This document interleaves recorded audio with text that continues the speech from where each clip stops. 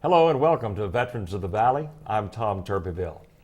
Last week you met First Sergeant Jeffrey Bailey of Bryan, a 20-year Army veteran with a remarkable story to tell. Not just of his service in Germany, Korea, Alaska, 2 tours of Viet Nam, and 3 weeks in Southside Chicago that he will never forget. Today he'll talk about that and his second hitch in Vietnam, where he returned home with a second Purple Heart and a Silver Star, the 3rd highest award given by the military. So please welcome back to Veterans of the Valley, First Sergeant Jeffrey Bailey of Bryan. Jeffrey, it's great to be back. A remarkable story that you told us last week of your tours in Germany and Alaska and going to Vietnam for the first time. Let's move on. After your first tour of Vietnam, you said that you came back to Fort Hood, and as a chief tactical instructor, April 4th, 1968, Dr. Martin Luther King was assassinated. And talk about how that caused what you did next and what your next deployment was going to Chicago. How did that all come about? Okay, first of all, I'm glad to be back. And coming out of Vietnam, I was assigned as the chief tactical instructor at the 3rd Corps NCO Academy. Yes, sir. And kind of turning that down, I chose to go back with the line unit, Infantry. So I wound up back up there with a lifelong friend of mine, which is deceased now, First Sergeant Swarford, and others. And they had just activated this unit, made up primarily of people who could not, would not, didn't want to go to Vietnam, one of them light infantry units. So we had the worst of the worst. And the mission, we were, just as soon as we began to get personnel in, the primary mission, in addition to being combat ready, became riot control training. And my company, my battalion was the primary riot control organization on post, and other supporting units. And we trained up and got ready to go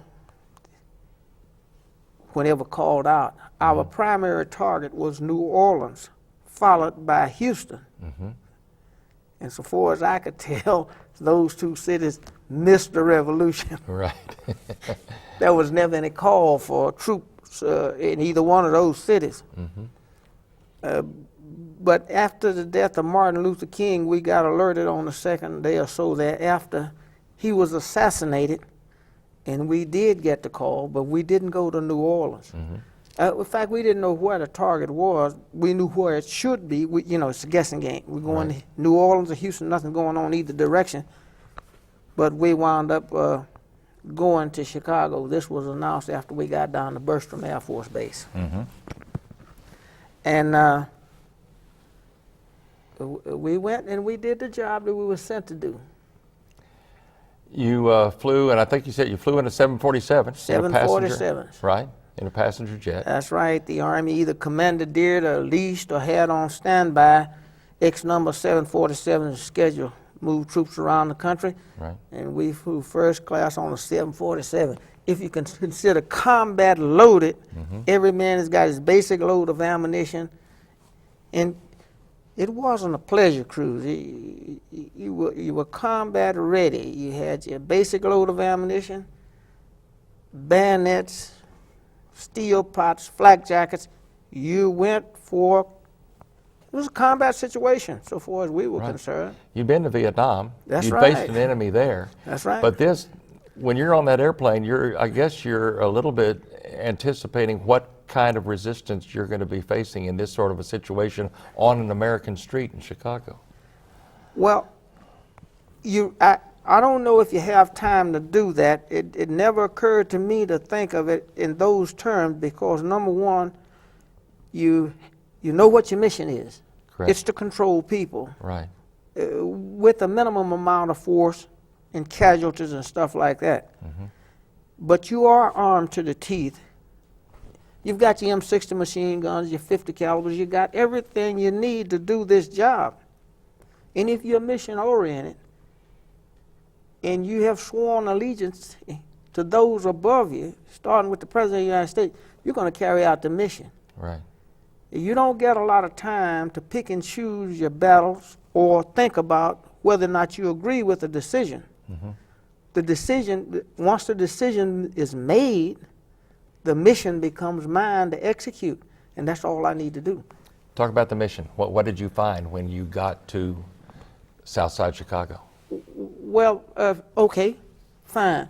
But just prior to departing Fort Hood, getting up at 4 o'clock in the morning, mustering and drawing your weapon out of the arms room, getting your basic load of ammunition on palletized, ready to go, I had one man that came to me and said, "First Sergeant, I don't want to go to Chicago."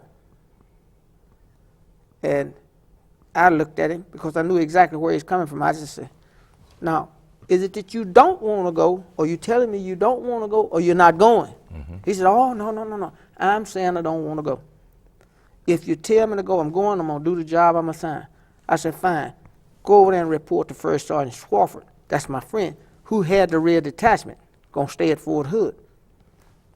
We got down to Chicago, and we flew out of Bertram Air Force Base in Austin on the 747s we were talking about. As we came into Chicago, came into O'Hara Field, I remember the city, a pall of smoke hanging over the city at about 3,000 feet. It looks like the whole city is burning down. We deplaned, and within an hour we were in Grant Park out on the shores of Lake Michigan. There was no rats out there.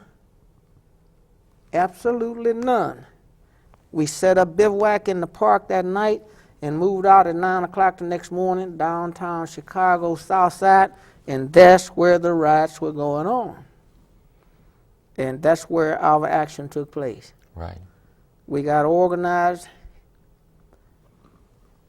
and within 30 minutes after we got there, within an hour after we moved into, because we moved from Grant Park 9 o'clock the next morning by bus with escorts you wouldn't believe.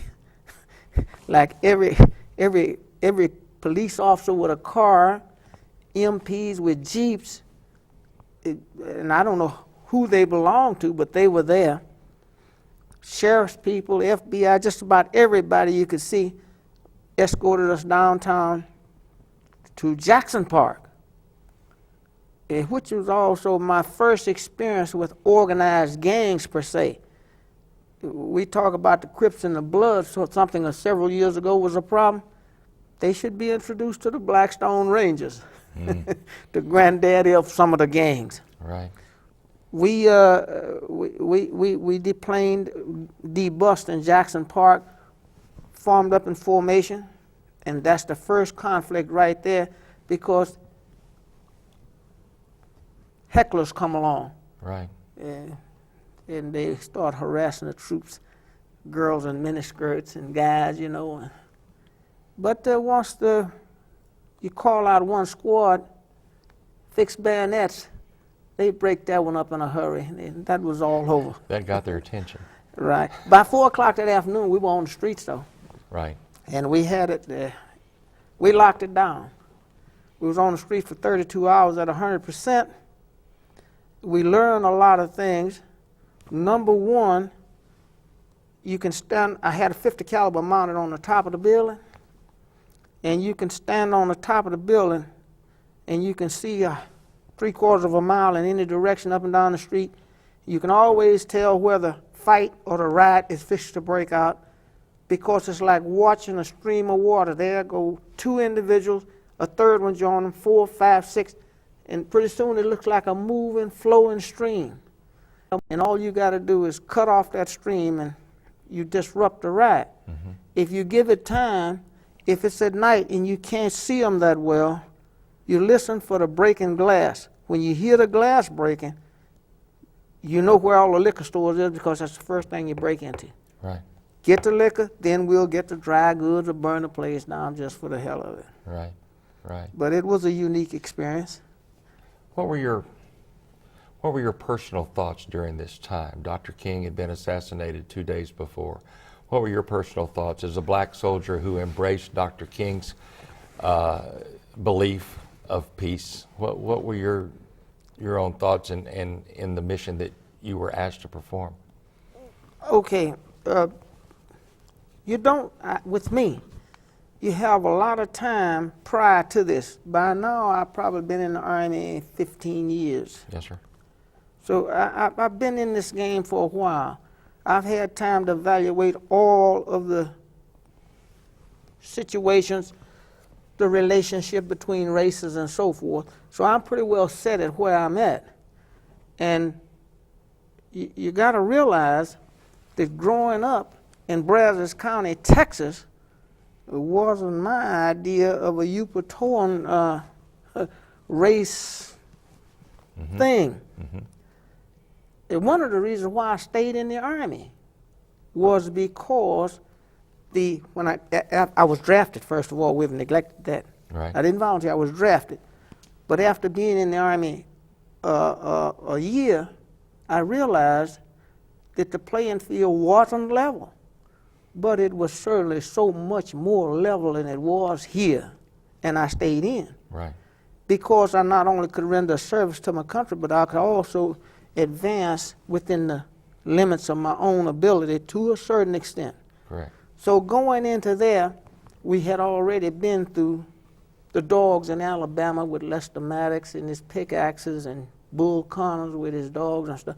So you already know what's right and wrong. But you've also been through the rhetoric of the Black Panthers and other violent perpetuating groups. And that wasn't the answer. So when you get into a riot situation, you accomplish nothing but destruction. You need to talk. And I am duty bound to enforce whatever orders are issued.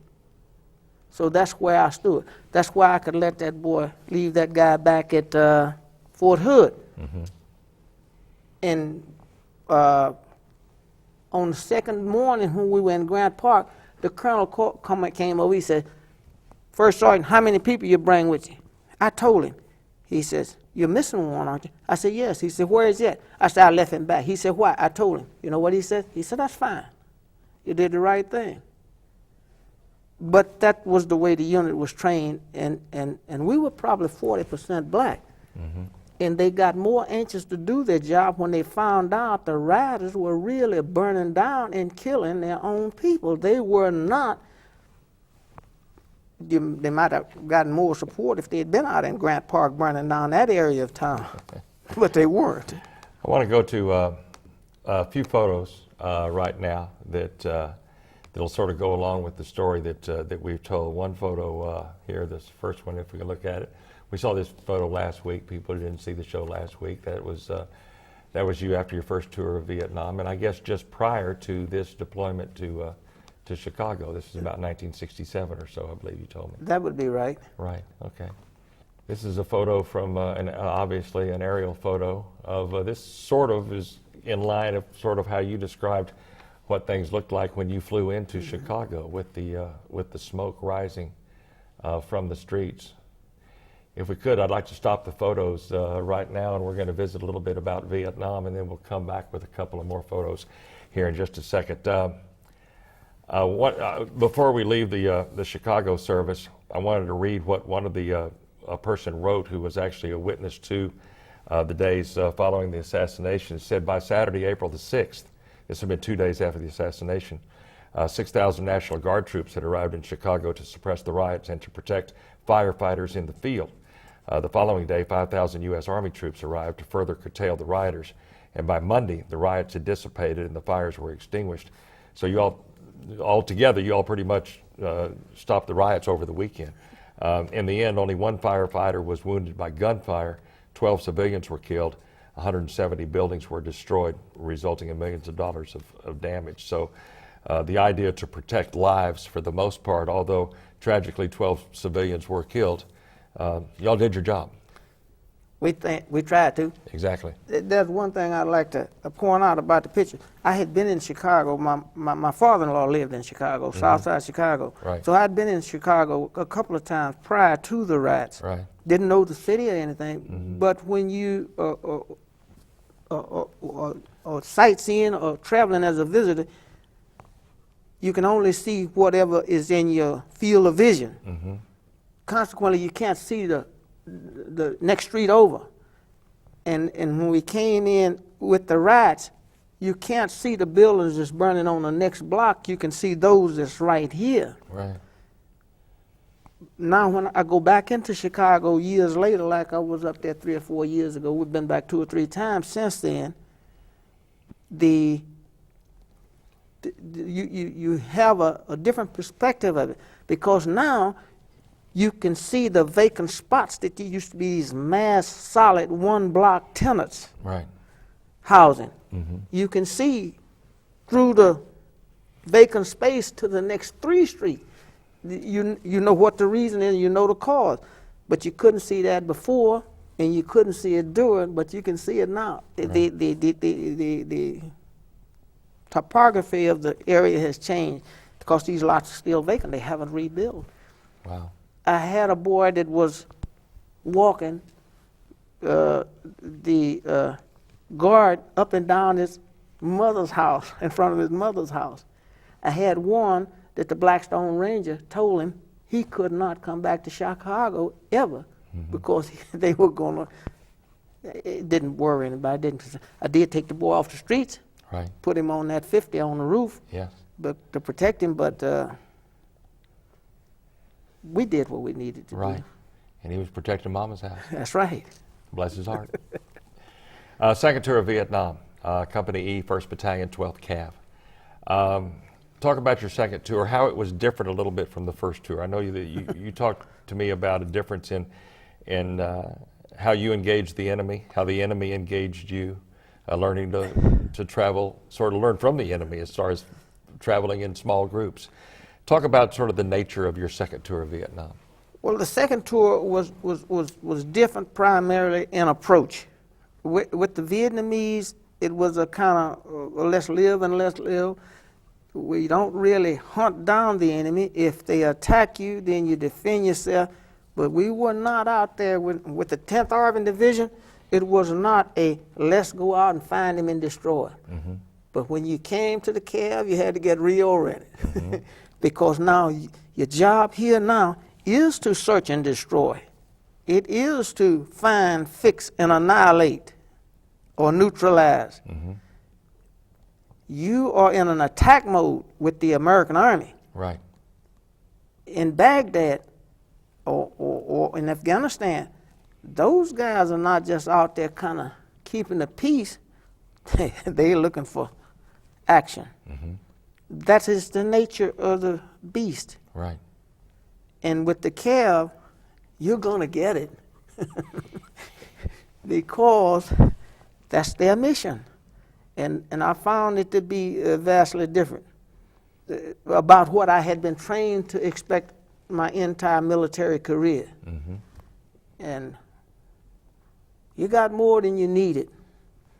And it's like always, in order to accomplish the mission, you sometimes have to go outside of the box. As a result, we devised and had certain little units that did special things.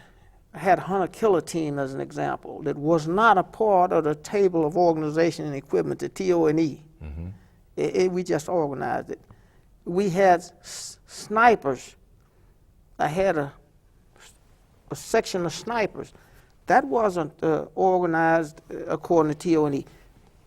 But the commanders found them to be useful because you can take a sniper and put him with every company or platoon. He did special operations, special mission. By this time, though, the entire mission in Vietnam had changed.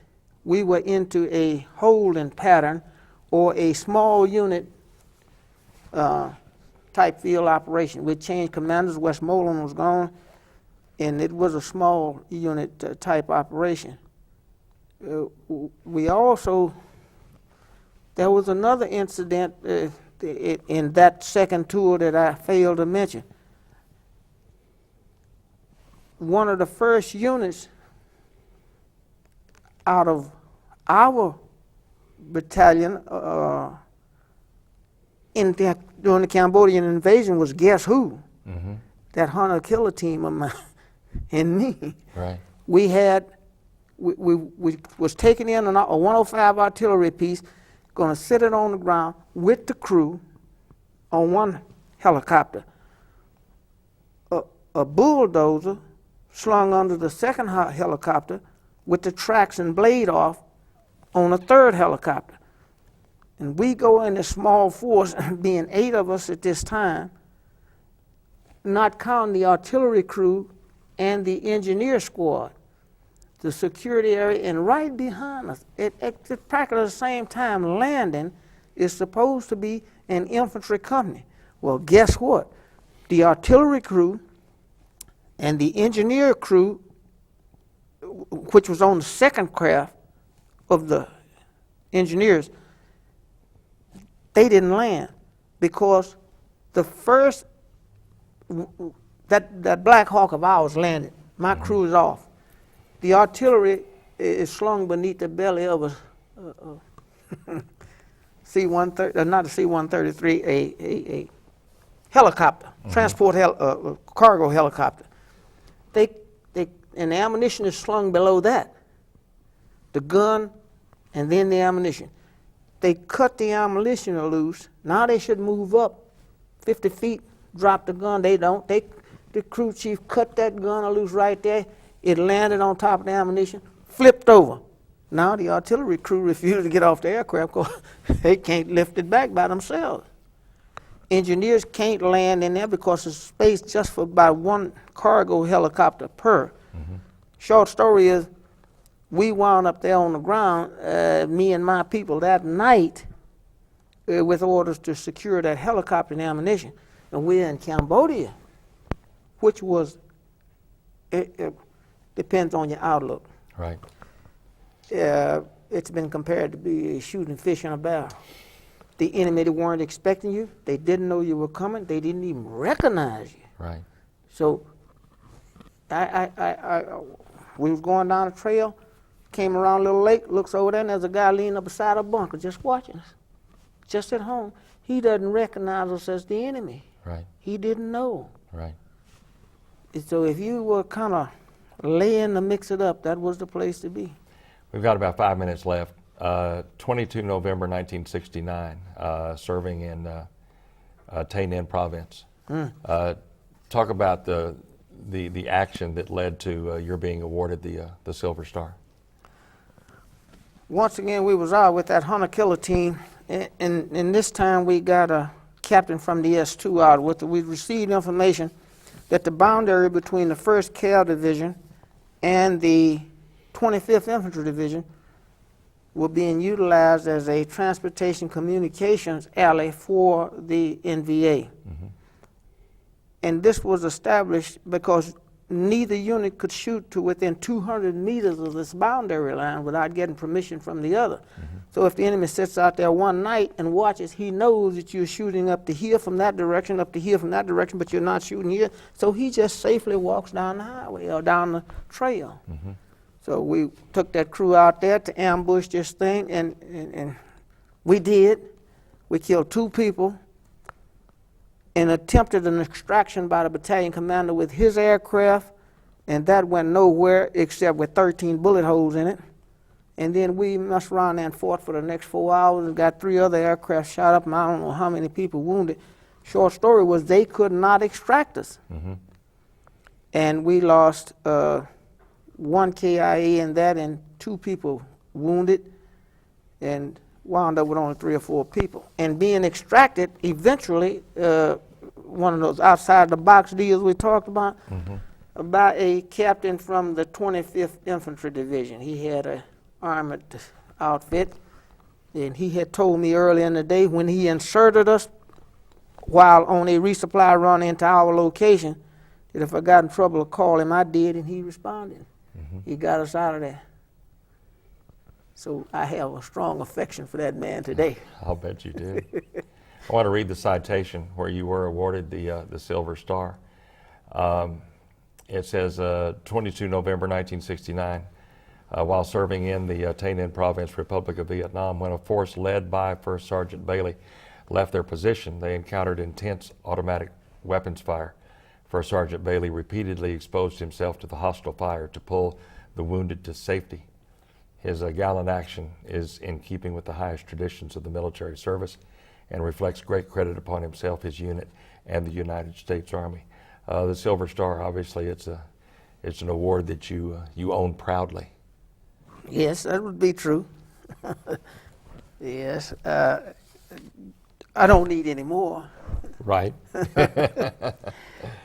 But I wanted your awards and commendations are many. Among them, from 62 to 65, Army Commendation Medal. May of 67, awarded Army Commendation Medal with Valor Device. March of 1967, your first Purple Heart. June of 67, Army Commendation Medal, first Oak Leaf Cluster. July of 67, Bronze Star Medal. April of 70, Silver Star. November 69, second Purple Heart. April 70, Army Air Medal. June of 1970, Bronze Star Medal, first Oak Leaf Cluster. And January of 1973, upon your retirement, the Army Commendation Medal, and that was just a few. And as a matter of fact, we have a photograph right there of some of them. of your medal box. You can see the Purple Heart, and to the right of it, the Silver Star. Mm-hmm. And there's the certificate, the Silver Star certificate. Very proud, as well you should be. We're out of time. There's so much more to tell, but we're out of time. But thank you for your service, and thank you for being here. Thank you for having me. All right. Thank you. Jeffrey Bailey retired from the Army 31 January 1973, the same year that he started Bailey Trucking, which he and his family still operate today. He and Ora have been married some 53 years and have 4 children and 5 grandchildren. We salute Jeffrey Bailey for his 2 decades of brave military service. I'm Tom Turbyville. Join us next time on Veterans of the Valley.